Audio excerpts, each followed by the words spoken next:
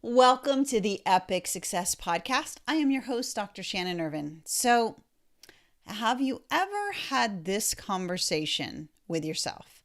The conversation of you're about to go live on Facebook, or you're about to do an Instagram live, or you're about to do a webinar, or you're about to do something that's putting you out in front of people, speaking your truth and stepping into the thing that you know you're called to do.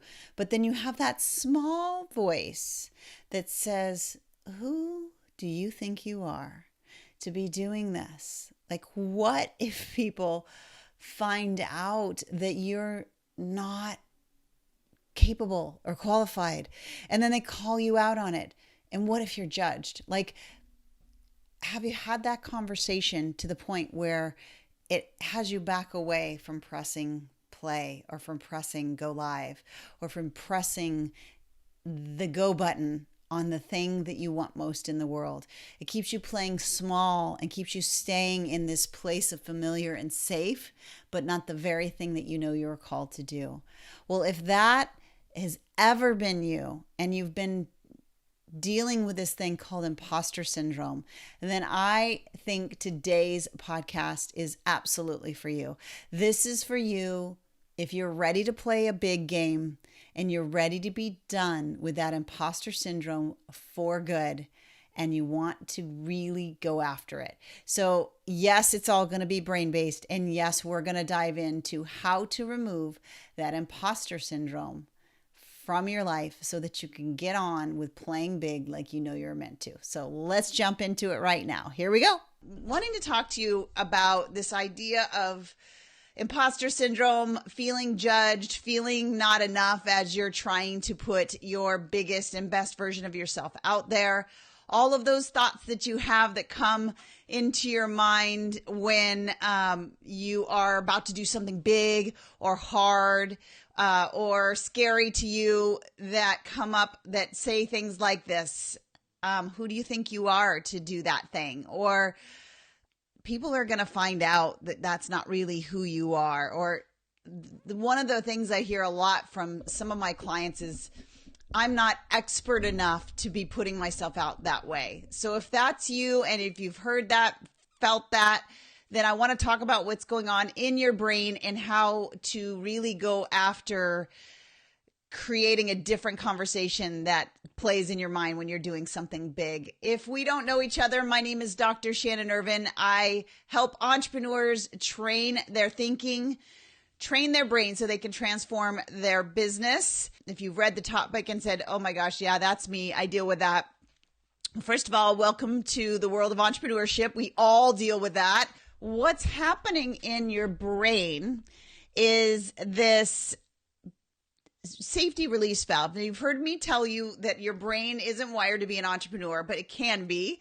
It is wired to keep you safe and to keep things familiar. And when you combine your brain structure with the emotional systems in your brain, we have these core base needs, which is to be loved, to be valued, and to feel like we're contributing, like we're enough. And so when we are putting out what it is that we do in the world, and we are exposing ourselves to other people to have them judge us, and yes, people will judge us. I mean, when we come on live, or we jump on a stage, or we put our stuff out there, people will make their opinions about that. So when that happens, your brain's fight or flight system really kicks in. And one of the safety release valves is to really lean into that emotion of needing to be safe, needing to feel like you're loved, you're valued, and you're worth it. Your brain leans into that emotional system because you actually have these stories that were programmed from childhood, stories that are meant to keep you safe, to keep things familiar, to keep you feeling loved and enough and not judged. And as an entrepreneur, our ideas and the things, the solutions that we're coming up with that help other people, help solve their problems, there's only one way to validate them, and that is for them to be put out in front of the world and to have them be judged.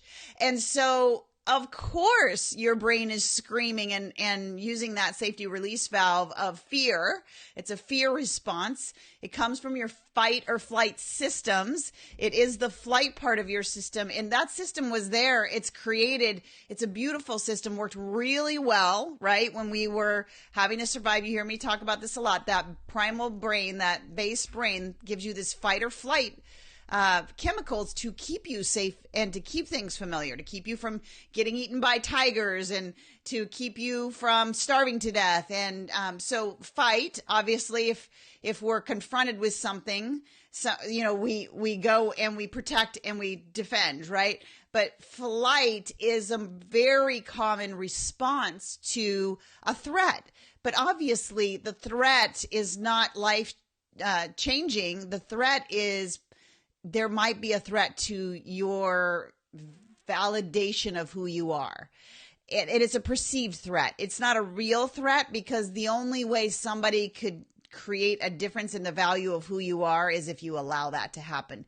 If the story in your mind is that I am not expert enough and I'm going to put my stuff out there, and if somebody comes in and gives me a comment that doesn't validate that it's a good thing, then my self-worth, I'm going to be exposed, I'm going to be found out, and then it will be proof, right? We don't ever want to, our brain never wants to put us in a place where we find proof that validates those things we're already telling ourselves. Those things of like that I'm not sure I'm enough.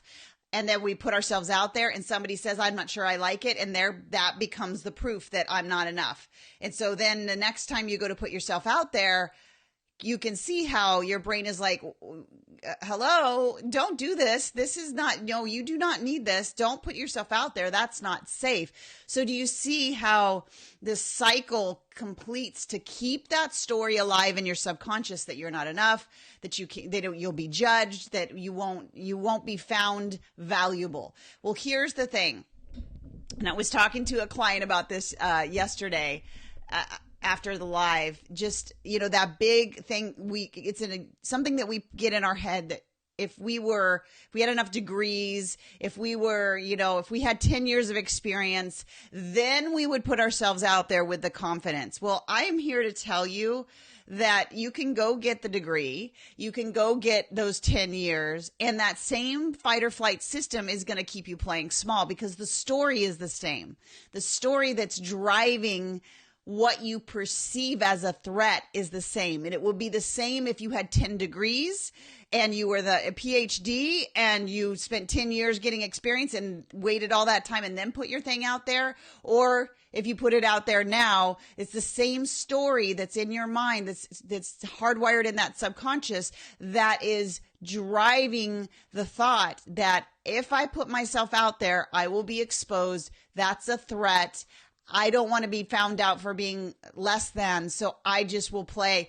It's not that I won't play, and this is where I see a lot of entrepreneurs. It's a lot of entrepreneurs will put themselves out there, but nowhere near to the level that they know, like inside, that they want to be playing. So there's this this desire to impact. There's this huge vision, but yet, because of the story, we play it about here instead of here, because here is very threatening. Here is where you're putting it out there in a way that people can have their opinions.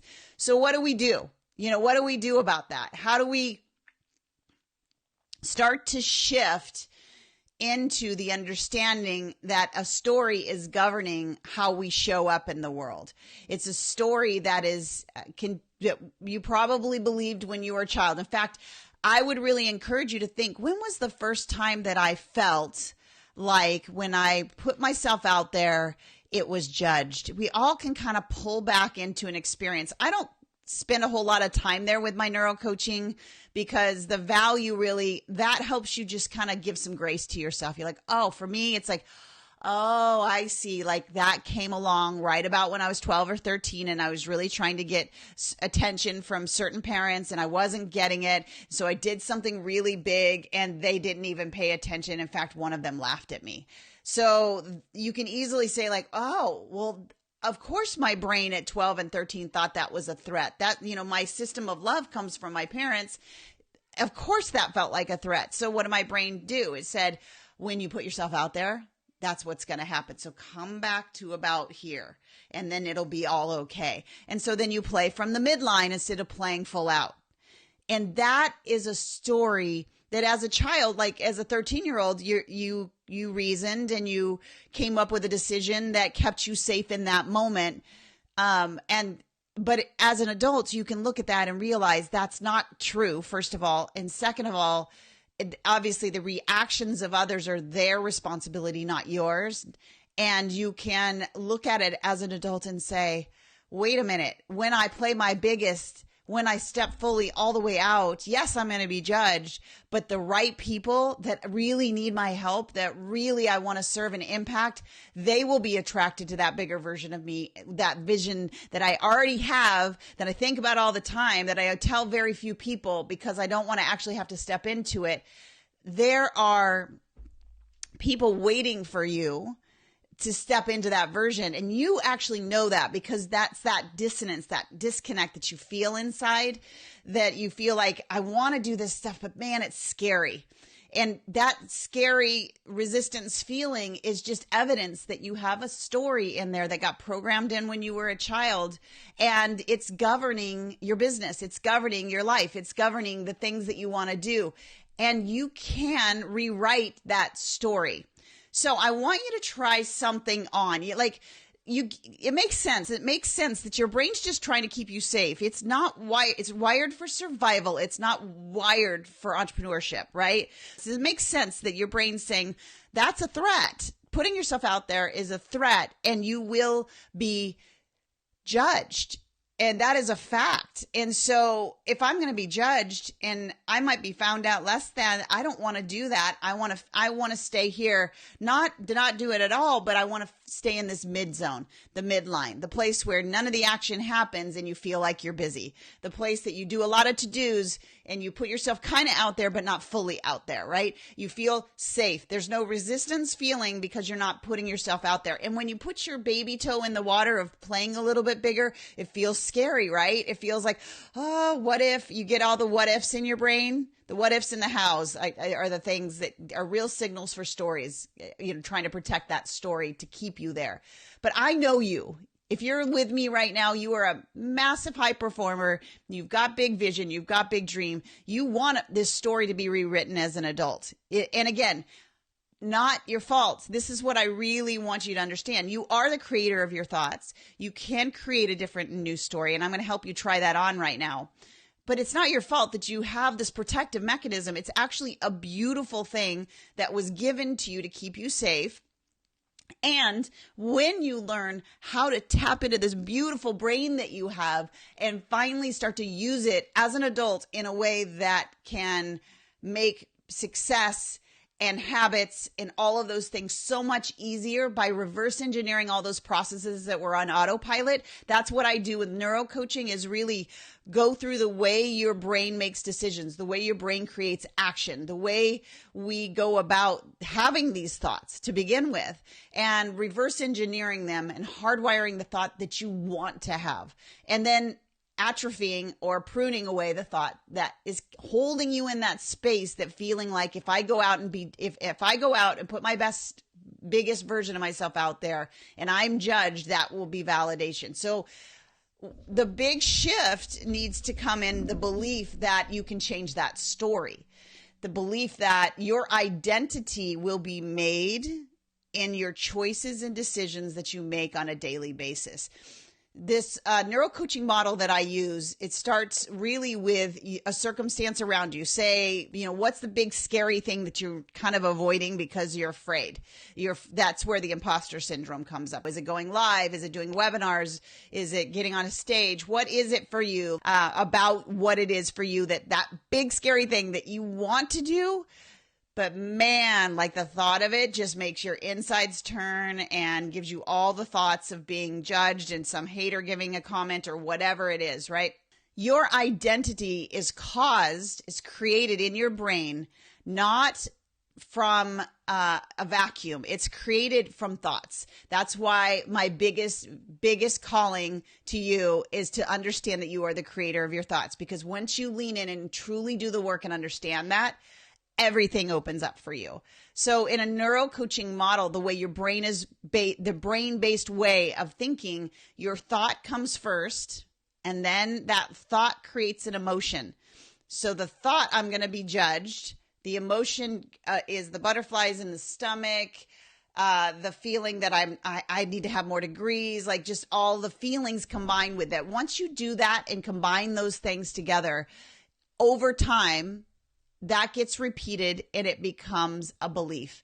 And you've heard me say this before, all a belief is a thought repeated multiple times with emotion that your brain then automates in your subconscious. It becomes a belief. From that belief is where your identity is created. So doesn't it make sense that your identity, if you have a story there that says it's scary to find new clients or companies, your identity in that place is that I'm going to be judged and therefore this is who I am. I am comfortable here because here means judgment. Here means exposure. Here means being found out. So I'm going to be over here where I'm safe and familiar. That becomes your identity. And from that identity, you guys, you make decisions. Those decisions create the actions and those actions create results. And so you can see if your identity isn't shifted, starting with the thought, then your results will never shift because your identity is driving those decisions, those actions, and therefore those results. And here's what I need you to know. That model, that neurocoaching model, is something you can take every single problem, issue, anything through. Right now we're talking about feeling judged in that imposter syndrome. You can take that thought, the thought I'm going to be judged. You can see the cascade, the emotions come in, that repeats over time. It gets automated in your subconscious, becomes a belief, right? From that belief, you now have this identity that I am this person who does these things because this person is going to get judged. I don't want to be that. I'm this person. And from that identity, you make decisions. I'm not going to go out and try to call 5 strangers to become my clients. I'm going to come over here and I'm going to only talk to people that know me. I'm not going to go live in that, on resilience topics because, people are going to judge me. So my identity says I'm going to stay over here and I'm just going to talk to people one-on-one because that's where I'm comfortable. You see how this plays out? Because your identity, driven from those thoughts and emotions repeated over time, now says I am. And that is also a story. You see that you can reverse engineer that all the way back up to the thought. If your thought was, let's reverse it together right now. And this is what I want you to start trying to, as you're wanting to leave into that bigger person, first of all, expect to feel resistance. Like that's the biggest delusion that I think our culture has created right now, that anything that is worthwhile, you should feel some tension, resistance, some butterflies, some anxiety, some feeling of like, this isn't comfortable. Your brain is going to make you do that because it's trying to keep you safe and familiar. So when those feelings come up for me, I know that I'm like, okay, I kind of talk to it like, okay, little buddy, look, I thank you for being an amazing brain, but I'm okay. I tell my brain I'm okay all the time because I'm feeling tension and resistance. But what if you shifted the story? So what if finding new clients and companies meant you like the biggest version of yourself meant is, like, I should just cold call people, or I should go live, or I should walk into that building, or whatever it is that probably your clients are hanging out there, but you've thought about it, right? You've thought about doing those things and you're like, oh, that's scary. So whatever that is, let's take that and say, okay, let's reverse it. My identity is I am the kind of person that goes into that building and asks somebody I don't even know to buy my products and services. Maybe it's going into a company that she has no connection to whatsoever, totally cold call and walking into that company. So if you take that and say, okay, I know that's going to get me to where I want to go. So if that's the identity, I need to have the identity of the person who thinks that that's actually fun, that that's actually a challenge and it's actually super exciting. And I expect that I'm going to have some people saying no. I expect it. And that's okay, because no's eventually turn into a yes. So that's who I am. Well, you can imagine, what emotions do I need to have to support that? And what's the initial thought I need to have? I need to think that going in and doing that is easy, that it's simple, that it's fun, that it's exciting, that it's enjoyable. And I need to continue to think that thought and allow the emotions to support that as I step into that and start to create that identity. That identity reversing, it starts from action. It starts from doing the thing, the very thing that you know you're scared to death to do, and just telling yourself, look, I get that if I can embody this identity of the person that really enjoys this, that really leans into this, then I know I can, over time, convince my brain to hardwire that. So it's taking that step, that difficult, scary step anyway, and realizing a few things. You didn't die, because your brain tells you you're going to die, right?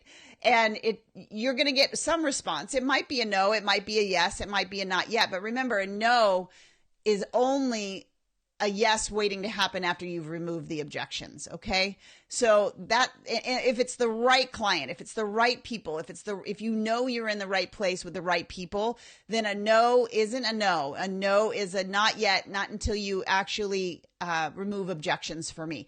And that's okay, because you're still in the conversation with them. So as you lean into that biggest thing, knowing that the identity of the person that has what you want does those things. So you take the action of the person with that identity, even though you don't feel like it, even though it's scary, even though every part of your brain is saying, warning, warning, danger, danger. You do it anyway. And the cascade of emotions that come from actually doing it, regardless of the result. Remember, the identity of the person does it. They don't do it because of the results always. They do it because they know that will eventually get the results. So they will do it again and again and again, right? So it's not about that. It's about the action. And then as you will have an emotion that supports that outcome. And as you continue to take that step, you're starting to build resilience in your brain. And this neuroplasticity, this resilience in your brain, starts to shift who you think you are. And there's a long process that I take my neurocoaching clients through that allows you to actually reframe and get the thought in there as well. But that's, I just really want you to, as you're leaning into that bigger version of yourself, realizing that the identity that you have been playing small with is an identity that got created, not your fault, but got created when you were a child, when you were a young adult, kept you safe, kept you playing in that midline, but isn't going to get you where you want. And so the biggest momentum that you can take toward that bigger thing is to create an identity of that person that you know is already doing it, and step into the actions that they're taking, and allow your brain to start reverse engineering those thoughts for you. Tell me what that one big thing is, and are you going to go do it today? Now, this is a binary question. It's a yes or no question. What it is that you're going to go do today that is scary, that is the bigger version of yourself, the stuff you've already been thinking of. I know you, because you have these big visions and dreams. I know you're already thinking about them. So what is that? What is that thing? And do it today. Like, just do it, and do it as an experiment. Like, get really curious about it. Like, okay, if this is true, and this is really how our brains are wired, and this STEPDAR method, this neurocoaching method is really what happens in my brain, then if I take the action, I'm going to have a different emotion that comes from it. So what is the big thing? And are you going to do it today? Just being really curious. Okay, I'm just going to do it, and let me see what happens. Let me see if something shifts for me. And don't make it about, like, of course, make it about the person if you're going to sell them something, because it shouldn't be about you.